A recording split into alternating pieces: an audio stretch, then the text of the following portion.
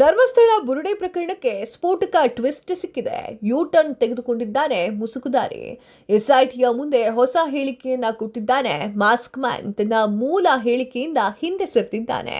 ಇಡೀ ಪ್ರಕರಣಕ್ಕೆ ಹೊಸ ಆಯಾಮವನ್ನ ಕೊಟ್ಟಿರುವಂತಹ ಮಾಸ್ಕ್ ಮ್ಯಾನ್ ಮೂಲ ಹೇಳಿಕೆಯಿಂದ ಹಿಂದೆ ಸರಿದಿದ್ದಾನೆ. ಮಾಸ್ಕ್ ಮ್ಯಾನ್ ಕಾನೂನು ಪ್ರಕಾರವೇ ಹಣವನ್ನ ಹೂತಿಟ್ಟಿದ್ದೇನೆ ಅಂತ ಹೇಳಿ ಅನಾಮಿಕ ದೂರುದಾರ ಒಪ್ಪಿಕೊಂಡಿದ್ದಾನೆ.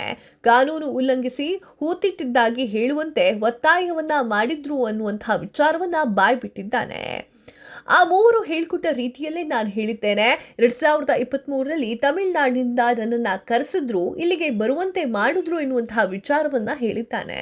ಸುಜಾತಾ ಭಟ್ ದೂರು ನೀಡುವ ಮುನ್ನ ಏನು ಹೇಳಬಾರದು ಅಂತ ಹೇಳಿದ್ದಾರೆ.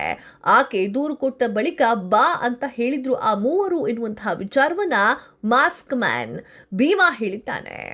ಪೊಲೀಸರ ಮುಂದೆ ಏನ್ ಹೇಳಬೇಕು ಅಂತ ಹೇಳಿಕೊಟ್ಟರಂತೆ ಆ ಒಂದು 3 ಜನ ಕೋರ್ಟ್ನಲ್ಲಿ ಏನ್ ಹೇಳಬೇಕು ಎನ್ನುವುದರ ಕುರಿತು ಕೂಡ ಕ್ಲಾಸ್ ಅನ್ನ ತೆಗೆದುಕೊಂಡಿದ್ರಂತೆ. ಆ ಗುಂಪು ಬುರುಡೆ ಕೊಟ್ಟು ಪೊಲೀಸರಿಗೆ ಶರಣಾಗು ಅಂತ ಹೇಳಿದ್ಯಂತೆ. ಹಿಂಗಂತ ಎಸ್ಐಟಿಯ ಮುಂದೆ ಅನಾಮಿಕ ದೂರುದಾರ ಒಪ್ಕೊಂಡಿದ್ದಾನೆ. ನಂಬೋ ತರ ಹೇಗ್ ನಾಟಕ ಮಾಡ್ದ ನೋಡಿ. ಆ ಭೀಮನನ್ನ ತುಂಬಾ ಜನ ನಂಬಿದ್ರು. ಎಸ್ಐಟಿ ತನಿಖಾ ತಂಡ ಸರಿಯಾದ ರೀತಿಯಲ್ಲಿ ತನಿಖೆ ಮಾಡಿದಾಗ ಆತನ ಅಸಲಿ ಮುಖ ಹೊರಗಡೆ ಬಂದಿದೆ. ತನ್ನ ಮಗಳಿದ್ಲು, ಆ ಮಗಳ ಮೇಲೂ ಕೂಡ ಲೈಂಗಿಕ ಅತ್ಯಾಚಾರವನ್ನ ಮಾಡ್ಲಿಕ್ಕೆ ಮುಂದಾಗ್ತಾರೆ. ಅದರಿಂದ ಹೆದರಿ ನಾನು ಊರನ್ನ ಬಿಟ್ಟೆ ಅಂತ ಹೇಳಿ ಎಸ್ಐಟಿ ತನಿಖಾ ತಂಡದ ಮುಂದೆ ಮೊದಲನೇ ದಿನ ಈ ಒಂದು ಅಪರಿಚಿತ ವ್ಯಕ್ತಿ ಹೇಳಿದ್ದ. ಆದ್ರೆ ಈಗ ತನ್ನ ವರಸೆಯನ್ನೇ ಬದಲು ಮಾಡಿಕೊಂಡಿದ್ದಾನೆ. ಎಸ್ಐಟಿ ತನಿಖಾ ತಂಡವನ್ನ ರಚನೆ ಮಾಡಿ ಸರ್ಕಾರ ತಪ್ಪು ಮಾಡ್ಬಿಡ್ತಾ ಎನ್ನುವಂತಹ ಪ್ರಶ್ನೆ ಈಗ ಸಾರ್ವಜನಿಕರಲ್ಲಿ ಮೂಡ್ತಾ ಇದೆ. ಇದರ ಮಧ್ಯೆ ಇನ್ನೊಂದು ಬೆಳವಣಿಗೆ ಆಗಿದೆ. ಧರ್ಮಸ್ಥಳ ಎಸ್ಐಟಿಗೆ ಮತ್ತೊಂದು ದೂರು ದಾಖಲೆಯಾಗಿದೆ. ಆನೆ ಮಾಹುತ ಹಾಗೂ ಸಹೋದರಿಯ ಕೊಲೆ ಕೇಸ್ ಮತ್ತೆ ಸದ್ದಿನ ಮಾಡ್ತಾ ಇದೆ. ಜೋಡಿ ಕೊಲೆ ಪ್ರಕರಣದ ತನಿಖೆಗೆ ಒತ್ತಾಯಿಸಿ ದೂರನ್ನ ದಾಖಲೆ ಮಾಡಲಾಗಿದೆ.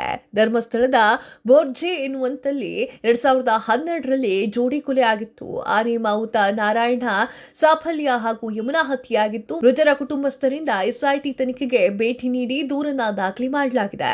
ನಾರಾಯಣಪ್ಪ ಹಾಗೂ ಮಕ್ಕಳಾಗಿರುವಂತಹ ಗಣೇಶ್ ಭಾರತಿಯಿಂದ ಕಂಪ್ಲೇಂಟ್ ಅನ್ನ ನೀಡಲಾಗಿದೆ. ಪ್ರಕರಣದ ಸೂಕ್ತ ತನಿಖೆಯನ್ನ ನಡೆಸಿ ಅಂತ ಆರೋಪಿಗಳು ಮತ್ತೆ ಪತ್ತೆ ಹಚ್ಚಿ ಅಂತ ಹೇಳಿ ಮನವಿಯನ್ನ ಮಾಡಿಕೊಂಡಿದ್ದಾರೆ.